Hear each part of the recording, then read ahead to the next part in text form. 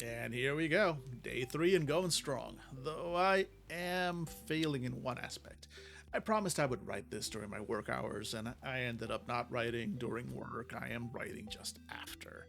I know my betrayal is unforgivable, but for what it's worth, I did spend about an hour doing drawing practice instead of anything even remotely useful or productive for the day job.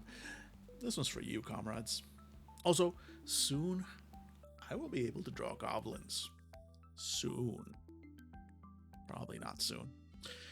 Anyway, here we are, and I don't even remember most of what we talked about yesterday. The three goblins in a trench coat universal RPG. Let's see. We want to create some kind of universal system in which you can effectively play a group of trenchcoat bound goblins in any kind of general genre: Western, space, medieval, sci fi, modern day, etc. And of course, to mix and match them as desired, so that goblins from different settings can still be technically compatible. And as much as possible, it should rely on the basic mechanics already established in the game. You roll a d6, you have two stats: cheating and lying and health.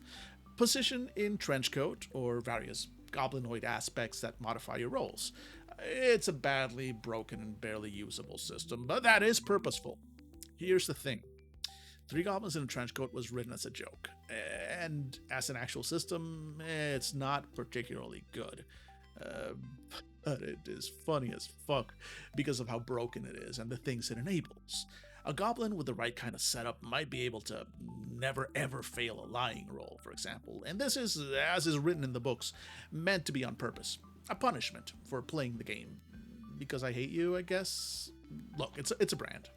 It's the brand for Three Goblins in a Trench Coat anyway, and so it's staying.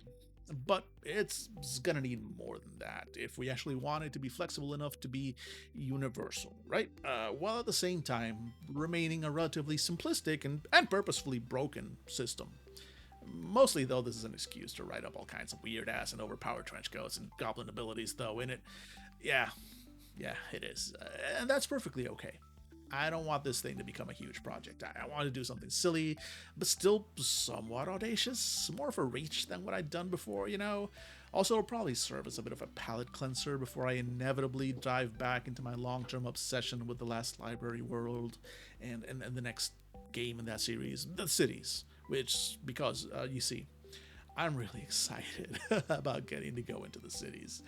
They are technically the bad guys because they're causing the issues that you fight against in Seeker's Call, but they're just people too, doing new and cool and exciting things that improve the lives of everyone in the cities.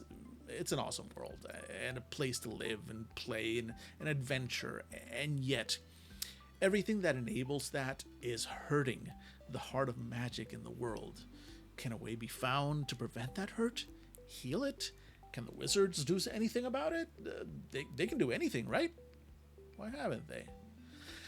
Lots of questions to explore in the next one, not to mention some rewrites or revisit a 1.1 version of Seeker's Call before we go there, though, to make certain things more explicit, like the fact that the cities are the real cause, even if the PCs don't know that in character. Seed some more links, and then jump and build on that for the cities. I need to find a proper name for it, too. I wanted to have cities in the name, though, but I have to find the right terms to balance the wonder of it with the price of it. It'll come to me sooner or later. As I said, I'm excited to jump into that, but I know myself. I know that I need to take a palate cleanser first, work on something else, to properly let the rest of it simmer and bubble in the back of my head.